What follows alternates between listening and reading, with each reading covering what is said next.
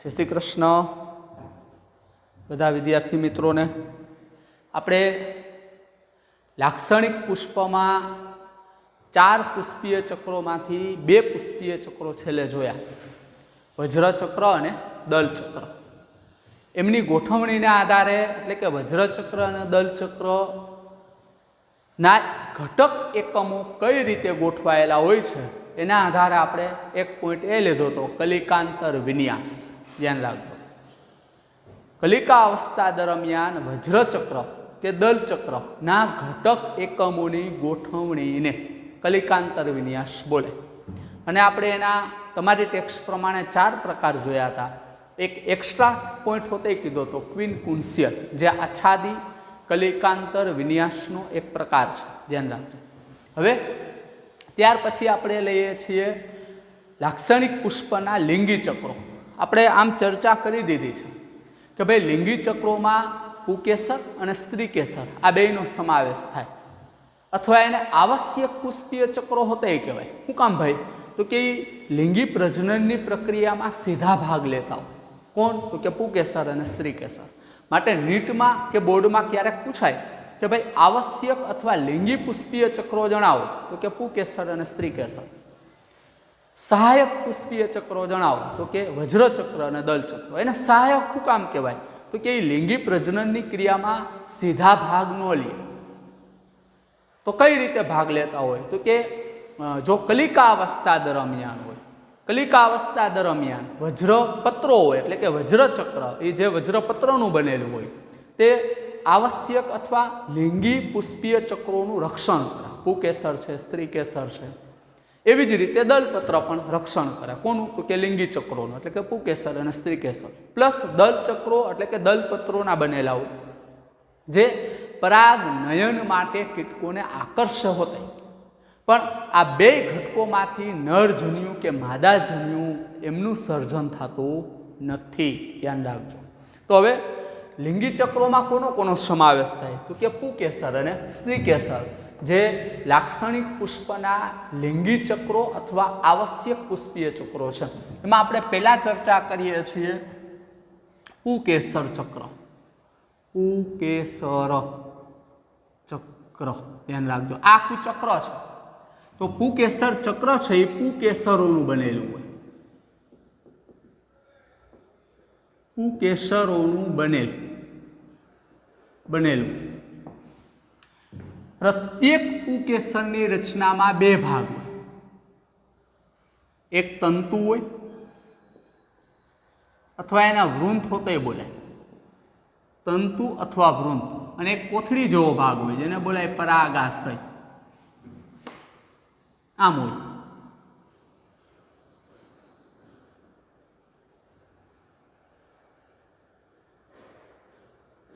आ छे ने पुकेसर छे। पुकेसर पुष्प में पुकेसर ने नर प्रजनन अंग तरीके पण लई शकाय। ध्यान राखजो। प्रत्येक पुकेसरनी रचना में 2 भाग होय। आ तंतु छे, आ कोथળી जेवो भाग छे एने कहेवाय परागाशय। टेक्स्ट में नथी आप्युं, 12मा में भणशो। परागाशय अने तंतु ने जोड़तो अहींया जे भाग होय एने योजी बोलाय। योजी वाहक पेशी युक्त होय एटले आ योजीना भागमांथी जलवाहक ने अनवाहक पेशीओ पसार थती होय माटे पाणी के खोराकनुं वहन थई शके आ 2 भाग तरफ। ध्यान राखजो। हवे पेला तंतुनी माहिती आपी दे। जुदा जुदा पुष्पमां पुकेसरनी लंबाई जुदी जुदी होय अने एमनो आधार कोने आभारी होय तो के तंतु। तंतुने परिणामे पुष्पमां पुकेसरोनी लंबाई जुदी जुदी होय। फॉर एक्जाम्पल राय अने साल्विया के जेमां पुकेसरोनी संख्या घणी बधी होय एक ज पुष्पमां पण दरेक पुकेसरनी लंबाई जुदी जुदी होय कारण के आ तंतु विभिन्नता दर्शावे। ज्यारे कोथળી जेवो भाग छे एने परागाशय बोले। परागाशयनो प्रत्येक खंड एटले आ परागाशय छे ए 2 खंडी छे एटले परागाशय वास्तविक रीते द्विखंडीय छे। પણ એમનો દરેક ખંડ એટલે આ ખંડ અને આ ખંડ ઈ બે ઉપખંડોમાં વહેંચાયેલો હોય. એટલે જો કાયદેસર આ આકૃતિ જોઈએ તો આમ થાય.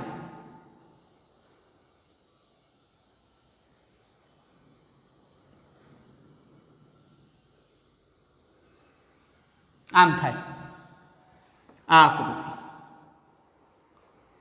ત્રિપરિમાણમાં આકૃતિ છે. પાછળ એવું વિચારો આમ છે, આમ ધ્યાન રાખજો, આ રીતની ગોઠવણી છે.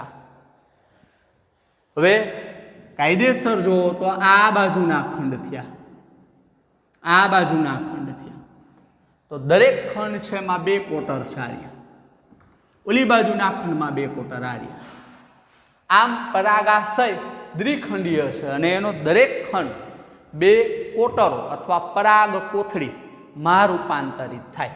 એટલે આને બોલાય પરાગ કોથળી, પરાગ કોથળી, કે જેમાં પરાગ રજ આવેલી હોય. એટલે આ પરાગ રજ હોય અંદર, આ પરાગ રજ છે.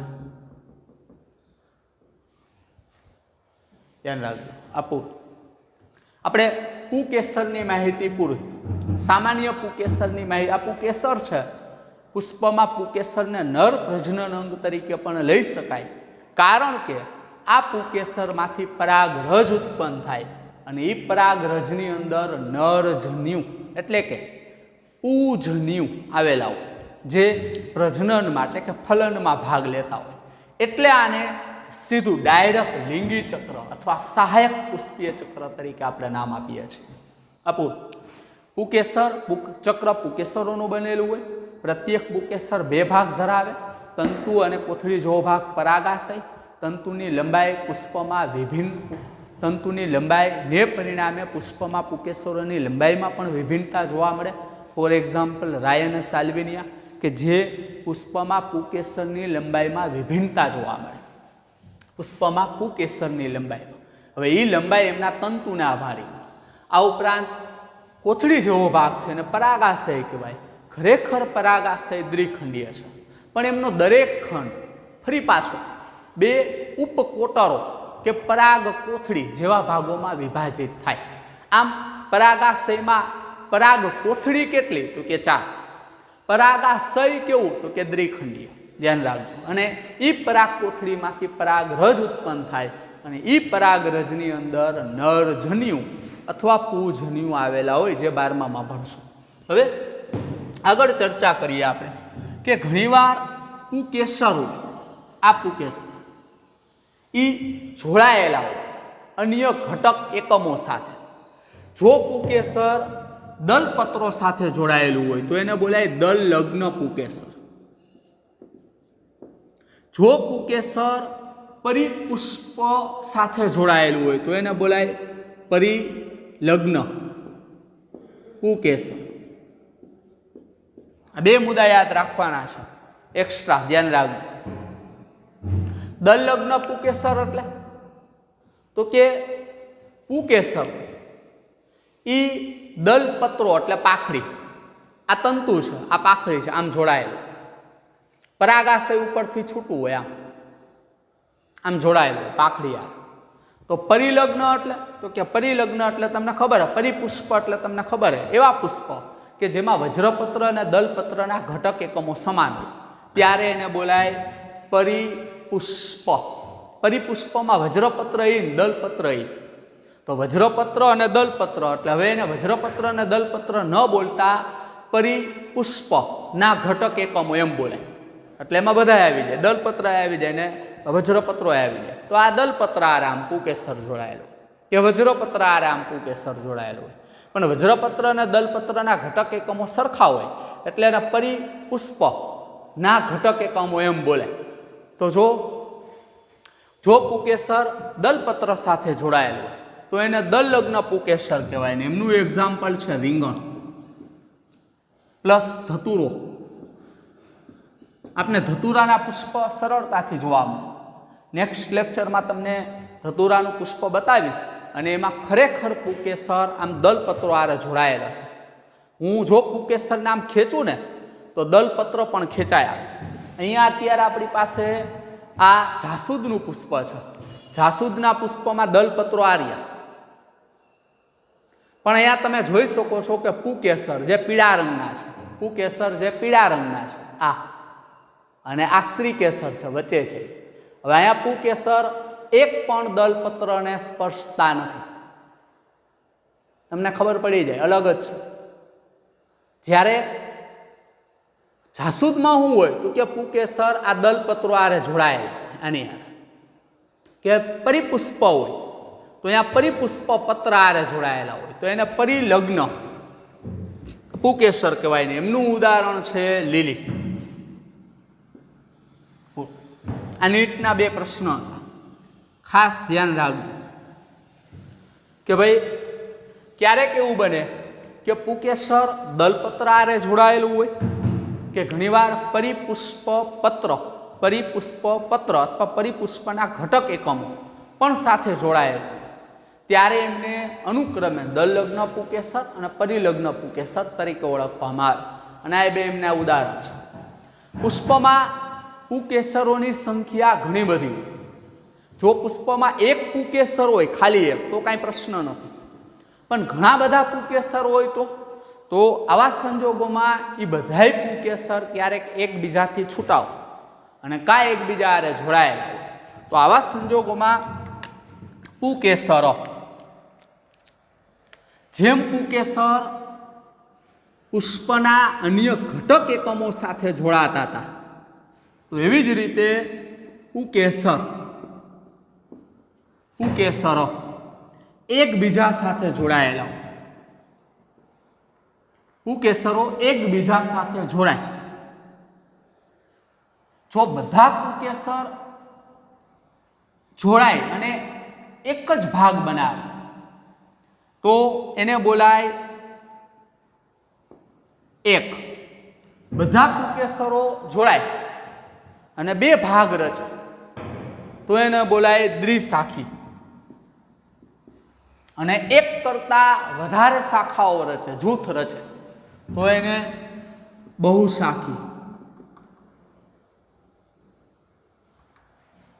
એક જૂથ, દ્વિજૂથ અને ઘણા બધા જૂથ. આ કોને ધ્યાનમાં રાખીને છે તો કે યુક્ત પુકેસરો. આખો ટોપિક જ છે. જો પુકેસરો એકબીજાથી છૂટા હોય તો કાંઈ પ્રશ્ન નથી, પણ જો જોડાયેલા હોય ત્યારે એવું બને કે એમના જોડાણને પરિણામે એક જ જૂથ રચાય. એમના જોડાણના પરિણામે 2 અલગ અલગ જૂથ રચાય. આ એક બાજુનું જૂથ, આ બીજી બાજુનું જૂથ. પણ એવી રીતે જોડાય કે ઘણા બધા જૂથ તૈયાર થાય. આ જૂથમાં ઘણા બધા પુકેસર હોય પણ બધા જોડાયેલા હોય, આ જૂથમાં ઘણા હોય, આ જૂથમાં ઘણા હોય, તો એને બોલાય બહુ. તો એકનું ઉદાહરણ છે જાસૂદ.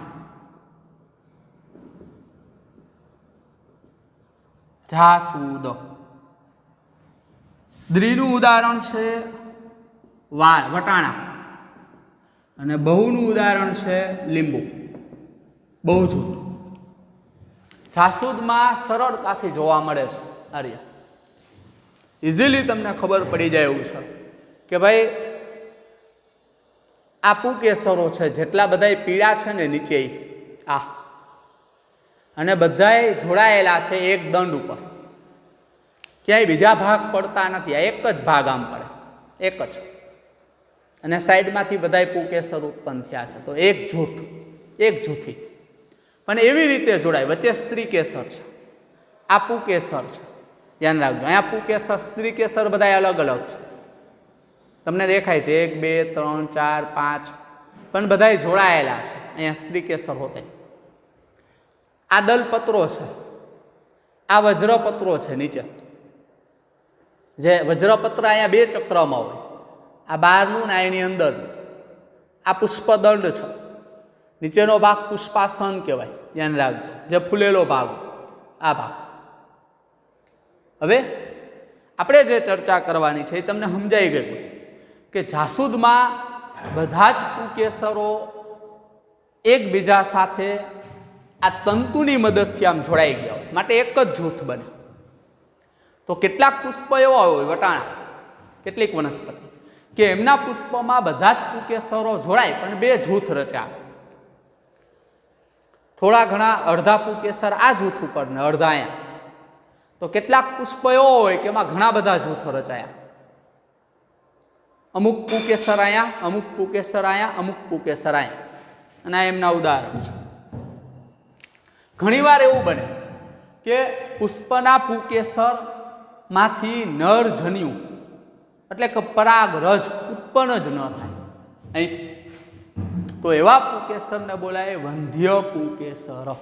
આપણે કેમ વંધ્ય પુરુષ કહી કે જે શુક્રાણુ ઉત્પન્ન ન કરી શકતા હોય, વંધ્ય માદા કહી કે જે ઈંડા એટલે કે અંડકોષ ઉત્પન્ન ન કરી શકતા હોય, તો એ બાળક પણ ધારણ કરી શકે નહીં, ત્યારે એને વંધ્ય પુરુષ અથવા વંધ્ય દંપતી તરીકે આપણે એને ઓળખીએ.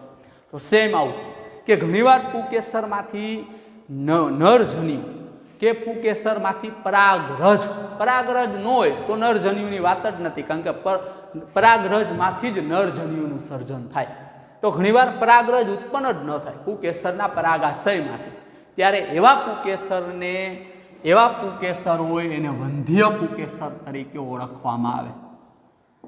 વંધ્ય પુકેસર, ધ્યાન રાખજો, પરાગરજ ઉત્પન્ન થાય. આ પુકેસરની સામાન્ય માહિતી હતી. નીટમાં પૂછાતા પ્રશ્ન દલ લગ્ન પુકેસર તો કે રીંગણ, ધતુરો. પરિલગ્ન પુકેસર એટલે કે પુકેસરો પુષ્પના ઘટક એકમો સાથે જોડાયેલા હોય. દલલગ્ન પુકેસર એટલે તો કે પુકેસરો દલપત્રો સાથે જોડાયેલા હોય. કયા પુષ્પમાં પુકેસરના તંતુની લંબાઈમાં વિભિન્નતા જોવા મળે તો કે રાય અને સાલ્વિનિયા. પુકેસરના મુખ્ય ઘટક કેટલા તો કે બે, તંતુ અને પરાગાશય. એ બેને જોડતો ભાગ કયો તો કે યોજી. ધ્યાન રાખજો. વાસ્તવિક રીતે પરાગાશય કેવું છે તો કે કોથળી જેવું અને દ્વિખંડી. પણ દરેક પરાગાશયમાં કેટલી પરાગ કોથળી હોય તો કે 4. કોટર કેટલા હોય તો કે 4. ધ્યાન રાખજો, કારણ કે આપને ખબર છે કે પરાગાશયનો દરેક ખંડ, તો આ 2 ખંડ છે, દરેક ખંડ 2 ઉપકોટરોમાં વેચાઈ જાય, અને દરેક કોટરને પરાગ કોથળી કહેવાય, અને એમાં પરાગ રજ અથવા એ પરાગ રજોથી ભરેલી. હવે કેવી ચર્ચા કરીએ છીએ આપણે તો કે સ્ત્રી કેસરની આપણે ચર્ચા કરીએ. પુકેસરની માહિતી પૂરી.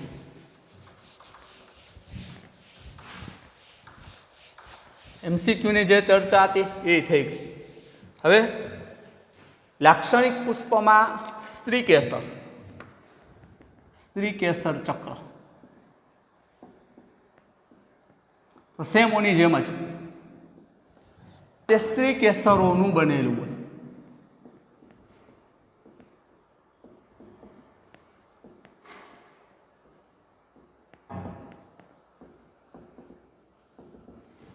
પ્રત્યેક સ્ત્રી કેસરને માદા પ્રજનન અંગ તરીકે પણ લઈ શકાય, અને પ્રત્યેક સ્ત્રી કેસરની રચનામાં 3 ભાગ હોય. એક પરાગાસન, પરાગવાહિની અને બીજાશય, અથવા એનું બીજું નામ છે અંડાશય. આપણે સ્ત્રી કેસરની આકૃતિ ભણી ગયા છીએ 8મા ધોરણમાં કે એમ, અને 10મામાં પણ સપુષ્પ વનસ્પતિમાં લિંગી પ્રજનનનો મુદ્દો હતો, ત્યાં આપણે પુષ્પની આકૃતિ પણ દોરી હતી. આ સ્ત્રી કેસર છે.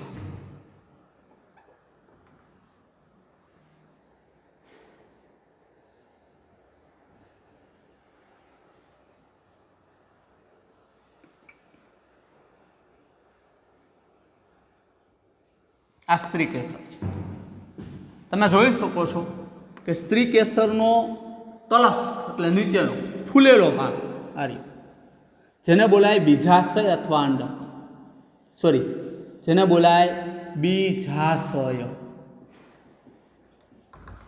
એને અંડાશય હોતા બોલાય. આ બીજાશયના ટોચના ભાગે એક નલિકાકાર ભાગની રચના થાય.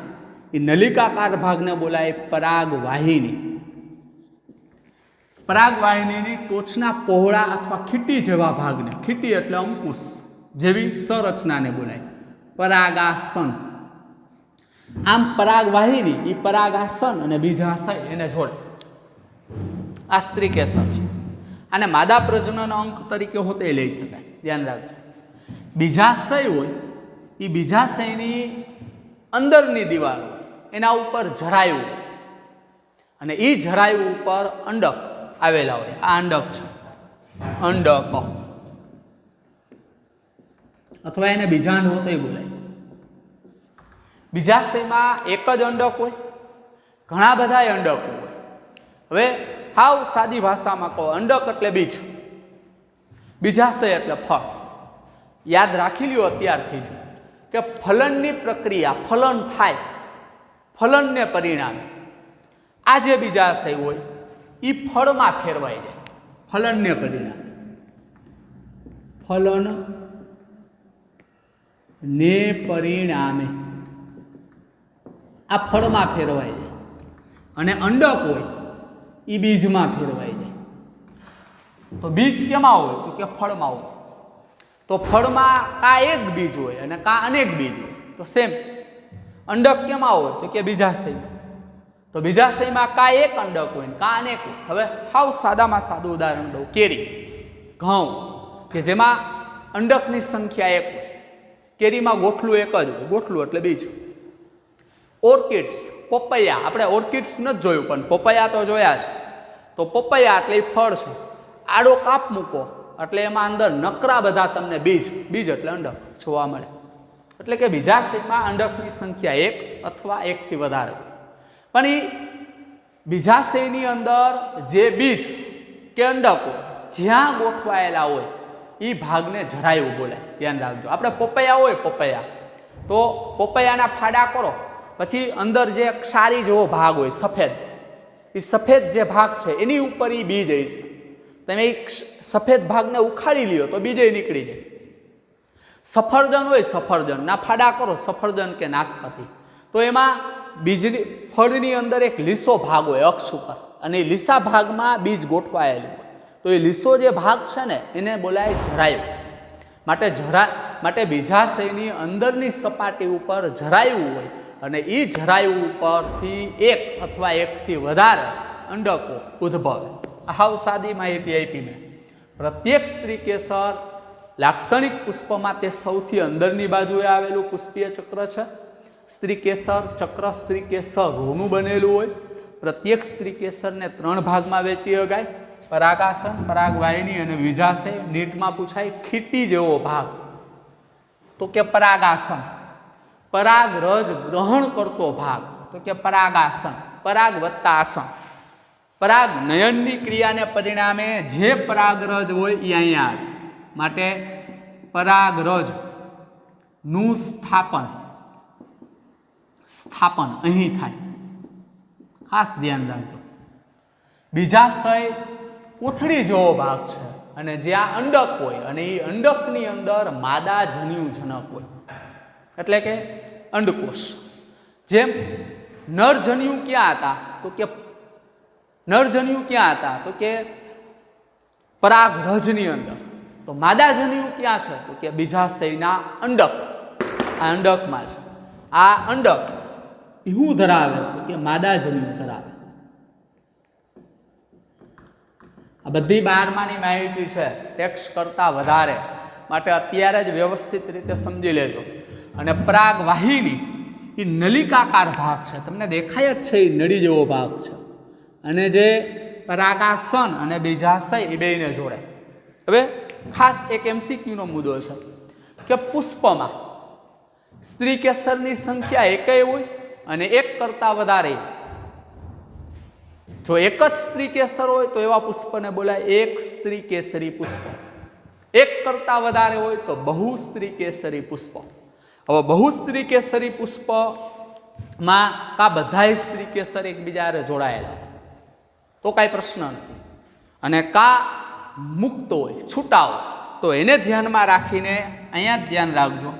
બહુસ્ત્રીકેસરી પુષ્પ, બહુસ્ત્રીકેસરી પુષ્પ બહુસ્ત્રી કેસરી પુષ્પમાં કા સ્ત્રી કેસર મુક્ત હોય અને કા યુક્ત હોય, કા બધા સ્ત્રી કેસર છૂટા હોય અને કા બધા સ્ત્રી કેસર એકબીજા હારે જોડાયેલા હોય. મુક્ત હોય એમનું ઉદાહરણ છે ગુલાબ અને કમળ, ધ્યાન રાખજો. અને યુક્ત હોય એમનું ઉદાહરણ છે રાય, ખાસ એક્ઝામ્પલ રાય અને ટામેટા. ટામેટા.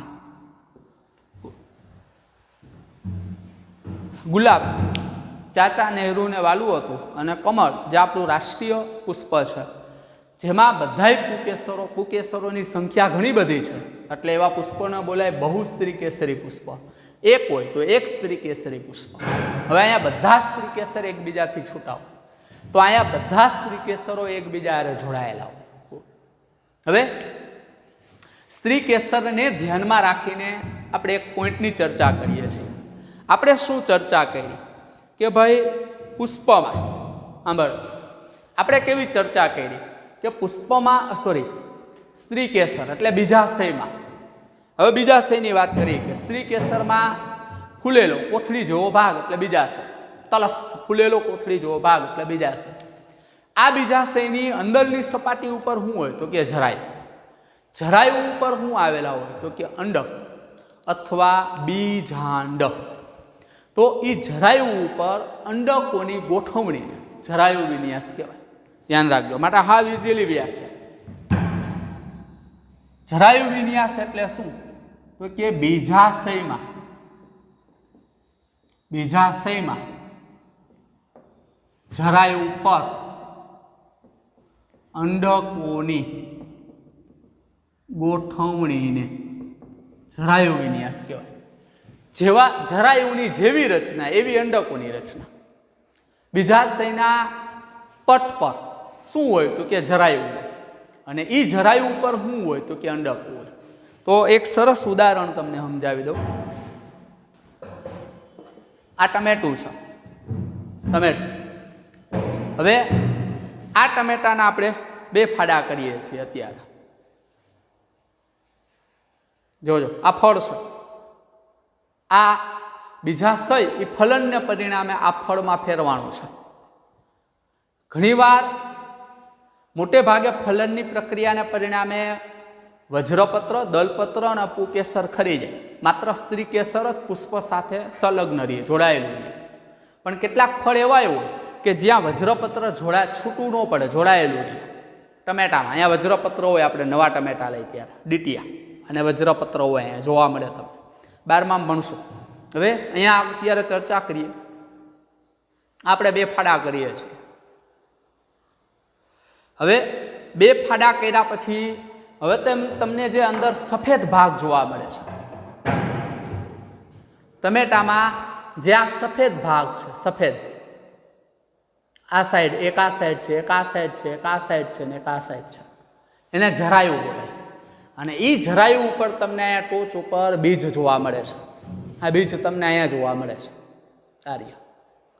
આ જરાયુ છે, આ જરાયુ છે, આ જરાયુ છે, આ જરાયુ છે.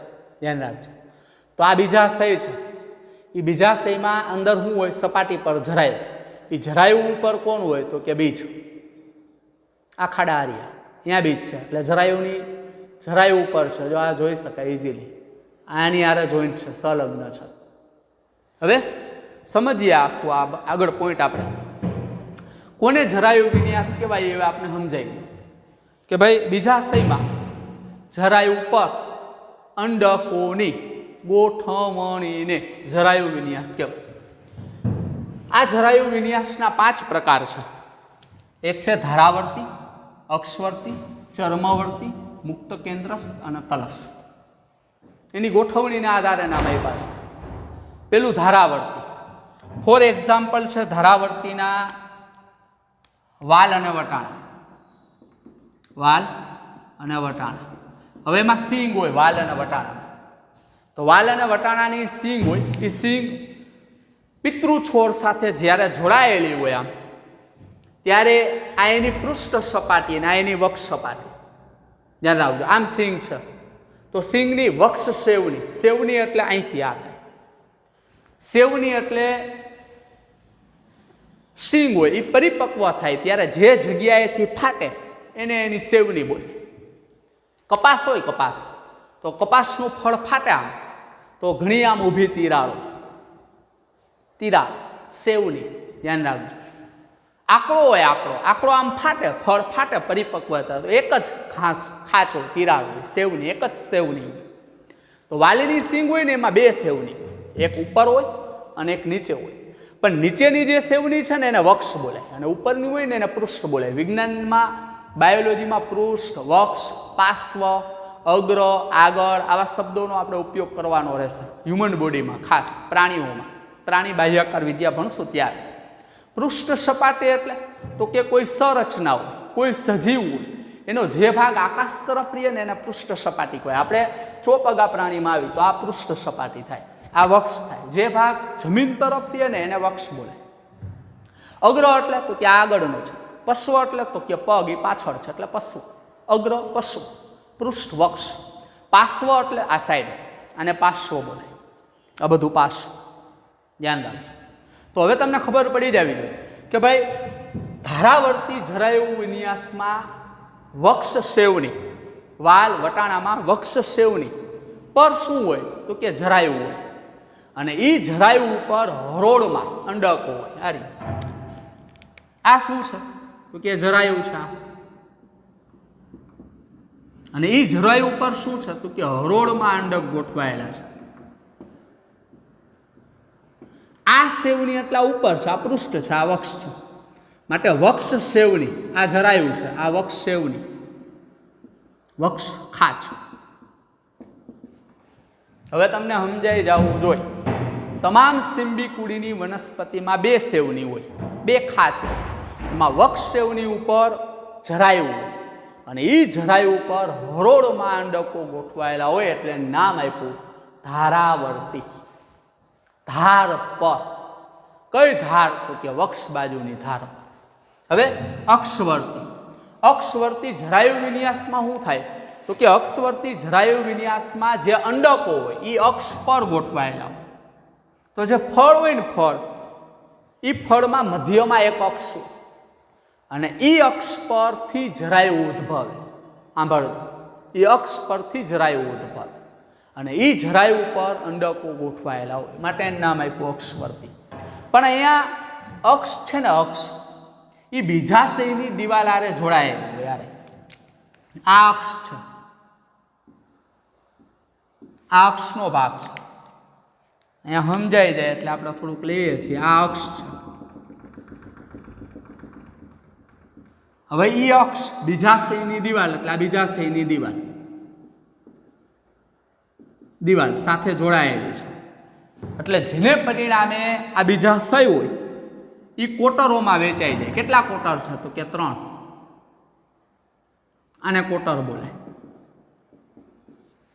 જો આ પડદા ન હોય તો કોટર ન બને.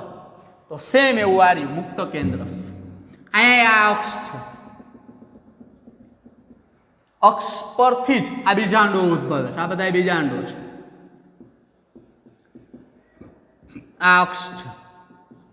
અહીંયા અક્ષ બીજાશયની દિવાલ આરે જોડાયેલી નથી એટલે એનું નામ આપ્યું મુક્ત કેન્દ્રસ અથવા ખાલી કેન્દ્રસ. બે શબ્દ એક જ છે, કેન્દ્રસ્થ. આમના ઉદાહરણ છે, સાંભળો, કેન્દ્રસના ઉદાહરણ છે ડાયન્સ અને પ્રિમરોઝ. પ્રિમરોઝ. અક્ષવર્તીના ઉદાહરણ છે ટામેટા, જાસૂદ અને ટામેટા, જાસૂદ, લીંબુ, મરચા. આ બધા સેમ જોવા મળે તમને. આ રે અક્ષ, આ ટમેટા જ છે. સફરજન લખી શકો અહીંયા. સફરજનમાં વચ્ચે ખાચ હોય, ઊભું ફાળો આમ એટલે વચ્ચે ખાચ બને. એ ખાચની મધ્યમાં તમને બીજ જોવા મળે અક્ષ પર, સાઈડમાં ક્યાંય નહીં હોય. તો સેમ અહીંયા આ અક્ષ છે. એ અક્ષનો સફેદ ભાગ જોવો સાઈડોમાં બે બાજુ, એ અક્ષના ભાગ ઉપર જ શું છે બીજા બીજ છે, બીજ. પણ એ અક્ષ છે એ આ બાજુ જો અહીંયા પડદા હારે જોડાયેલી છે બીજાશયની દિવાલ હારે, એટલે જેને પરિણામે આખું બીજાશય હતા એ કોટરોમાં વેચાઈ ગયું. અત્યારે અહીંયા 1, 2, 3 ને 4 આમ ખરેખર 3 જ કોટર હોય, ત્રિકોટર હોય. અત્યારે અહીંયા 4 કોટર તમને સ્પષ્ટ જોવા મળે છે. 1, 2, 3 એટલે 1 કોટર, 2 કોટર, 3 કોટર ને 4 કોટર. અત્યારે આમાં 4 કોટર ઇઝીલી તમને દેખાય. ધ્યાન રાખજો, હા ઇઝીલી. હવે જે ચર્ચા કરીએ છીએ તમને ખબર પડી ગઈ હોય. આ રીવાય સફરજન હોય, સફરજન તો અહીંયા વચ્ચે આમ હોય, સફરજનમાં આમ હશે કે લીંબુ હોય.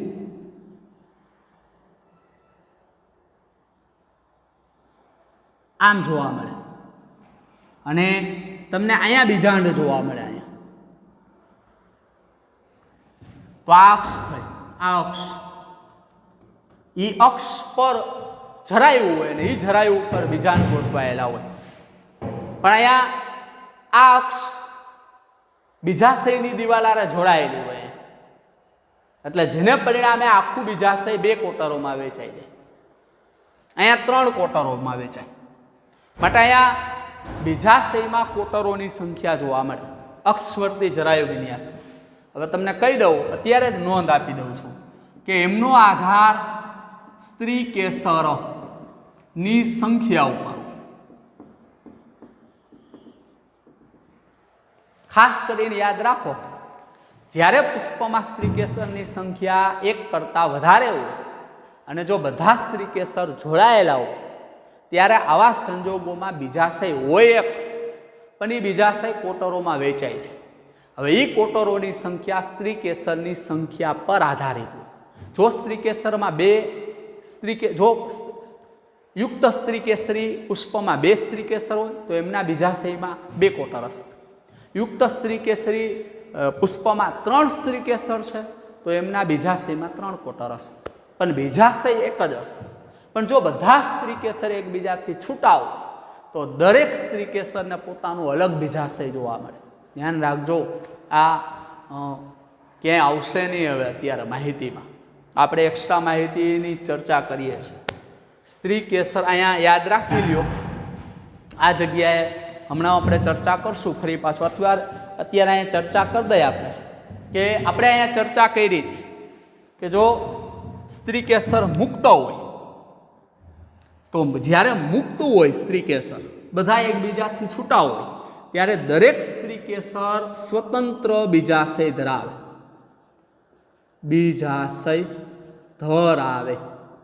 પણ જો સ્ત્રી કેસર યુક્ત હોય, જોડાયેલા હોય, ત્યારે આવા સંજોગોમાં સ્ત્રી કેસર ત્યારે આવા સંજોગોમાં એ પુષ્પમાં એક જ બીજાશય હોય, પણ એ બીજાશય કોટરીય હોય અને એમના કોટરનો આધાર સ્ત્રી કેસરની સંખ્યા પર હોય. આ યાદ રાખી લેજો ફરી પાછું. હવે આપણે હતા આ મુદ્દામાં આવી જાય, અહીંયા ધ્યાન રાખો. હવે આપણે પાછા જે આપણા મુદ્દામાં છે ત્યાં આવી જાય. હવે ચર્મવર્તી, આનું ઉદાહરણ થઈ ગયું ટામેટા, જાસૂદ અને લીંબુ.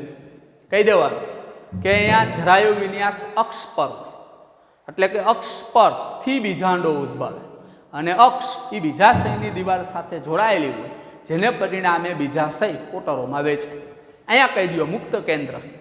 અહીંયા જરાયુ ક્યાં હોય તો કે અક્ષ પર હોય. બીજાશયની મધ્યમાં એક અક્ષ હોય અને એ અક્ષ પર જરાયુ હોય, આ રહ્યું, અને એ જરાયુ ઉપરથી બીજાંડો ઉદ્ભવે છે. આ બધા બીજાંડો છે, પણ અહીંયા અક્ષ છે એ બીજાશયની દિવાલ સાથે જોડાયેલી નથી, એટલે અહીંયા પડદા ગેરહાજર છે. અહીંયા પડદા આર્યા, અહીંયા નથી, માટે નામ આપ્યું મુક્ત કેન્દ્રસ્થ અથવા કેન્દ્રસ્થ. એમનું ઉદાહરણ છે ડાયન્સ અને પ્રિમરોઝ. ધ્યાન રાખજો.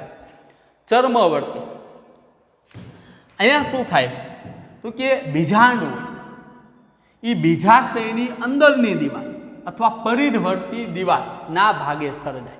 એટલે અહીંયા જરાયુ ક્યાં હોય તો કે આ બીજાશય છે, એ બીજાશયની આ બહારની દિવાલ અને આ અંદરની દિવાલ. ધ્યાન રાખજો. તો આ અંદરની દિવાલ ઉપર અહીંયા જરાયુ હોય અને અહીંથી બીજાંડ ઉદ્ભવ માટે ચર્મવર્તી. પણ એક ખાસ નોંધ યાદ રાખવાની છે કે ચર્મવર્તી જરાયુ વિન્યાસમાં એક કુટપટ મોટો વિસ્તાર હોવાથી ચર્મવર્તી જરાયુ વિન્યાસ છે એમાં કુટપટ નું નિર્માણ થાય. કુટપટ એટલે સપાટ વિસ્તાર. આ સપાટ વિસ્તાર છે કુટપટ. તમને એવો ભાસ થાય કોટરીય છે, પણ એ કોટરીય નથી, ગેરસમજ ન થાય. જુદી જુદી રેફરન્સમાં જુદી જુદી આકૃતિ હોય. ઘણીવાર આવી આકૃતિ જોવા મળે, જરાયુ વિન્યાસ. અહીંયા ધ્યાન રાખજો, આ જ જગ્યાએ ઘણીવાર તમને આવી આકૃતિ જોવા મળે.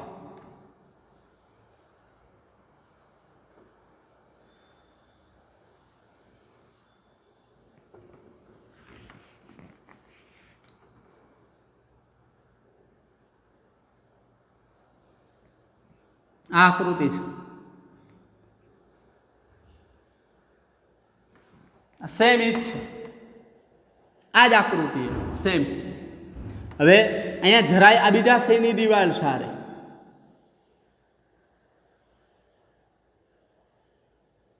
હવે અહીંયા જરાયું એટલે બીજા શયની દિવાલના અંદરના ભાગે જ થયું, અને અહીંથી બીજાંડ ઉદ્ભવ.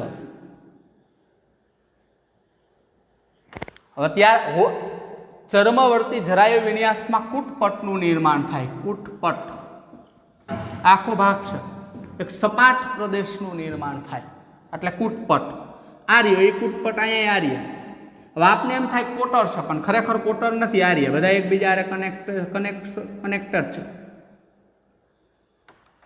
એટલે એવો ભાસ થાય, કુટપટનું નિર્માણ થાય. કુટ એટલે ખોટો, ખોટા વિસ્તારો, ખોટા જુદા જુદા ભાગોનું નિર્માણ થાય, પણ ખરેખર એવું થતું નથી. ધ્યાન રાખજો, કારણ કે અહીંયા બીજા શયની દિવાલ અક્ષ, અહીંયા અક્ષ છે જ નહીં, માટે એવો કોઈ પ્રશ્ન રહેતો જ નથી. અને છેલ્લું તલસ્થ. આમનું ઉદાહરણ છે રાય અને દારૂડી. રાય અને દારૂડી અને તલસ્થ. આ પ્રકાર સૂર્યમુખીમાં જોવા મળે. સૂર્યમુખી અને ગલગોટો. અહીંયા શું થાય તો કે બીજાશય હોય ને એના તલસ્થ ભાગે એક જ બીજાણુનું નિર્માણ થાય. આ બીજાંડ એક જ હોય અહીંયા પૂરું. આમની સંખ્યા સૂર્યમુખી લઈ લ્યો, ગલગોટા લઈ લ્યો. હવે એમાં એક જ બીજાશય હોય અને એ બીજાશયના તલસ્થ ભાગે એક જ બીજાંડ આવેલો હોય. તલસ્થ એટલે નીચેના ભાગે. અહીંયા અક્ષ પર હોય, પણ અક્ષ પડદા સાથે જોડાયેલ નથી. પડદા અક્ષમાં પડદા ગેરહાજર હોય, અથવા અક્ષ બીજાશયની દિવાલ સાથે જોડાયેલ નથી, એટલે મુક્ત કેન્દ્રસ્થ. અહીંયા અક્ષ પર હોય, પણ અક્ષ બીજાશયની દિવાલ સાથે જોડાયેલી છે, એટલે નામ આપ્યું અક્ષવર્તી.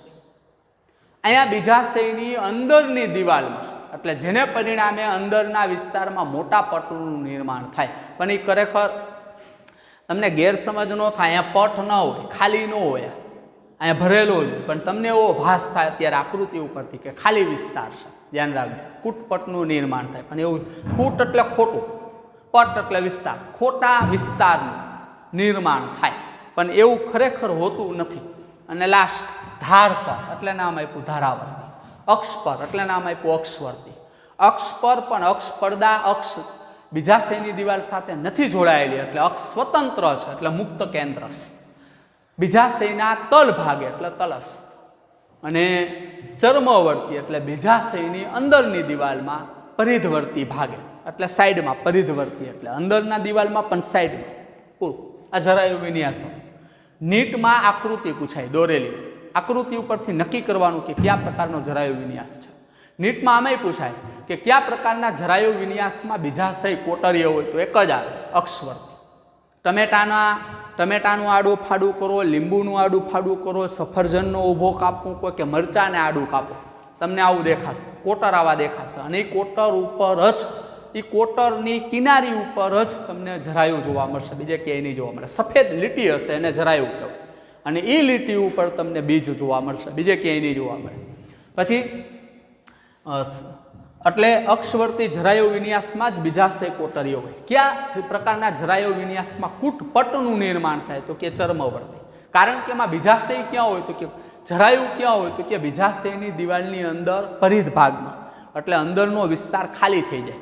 ખાલી ભાગ હોય એવું તમને લાગે, એટલે કીધું કુટપટ. ધ્યાન રાખજો પૂરું. આમ લાક્ષણિક પુષ્પના ચારેય પુષ્પીય ચક્રો હવે પૂરા થઈ ગયા. પુકેસર, સ્ત્રીકેસર, વજ્રચક્ર અને દલચક્ર. ચારેયની માહિતી થઈ ગઈ. અને આ મોસ્ટ ટાઈમ આમના ઉદાહરણ એ મોસ્ટ ટાઈમપી, ક્યારેક નીટમાં આમના ઉદાહરણ પૂછે. ધારાવર્તી, વાલવટાણા, અક્ષવર્તી, ટમેટા, લીંબુ, સફરજન, મરચા, કેળું, પછી ચર્મવર્તી, રાઈ દાળું, પણ કેળામાં તો બીજ ન હોય. મુક્ત કેન્દ્રસ, ડાયથન્સ, સિમરો, ડાયન્ટ્સ અથવા પ્રિમરોઝ, તલસ, સૂર્યમુખી અને ગલગોટા. Hello clear? જય શ્રી કૃષ્ણ. હવે આપણે ફળ અને બીજ લેશું. નીટમાંથી લગભગ પોઈન્ટ નીકળી ગયો છે, પણ આપણે અહીંયા ભણાવો છે ફળ અને બીજ, અને પછી કોડ. એટલે કુલ હવે 2 લેક્ચર રહેશે પાઠમાં. રેડી?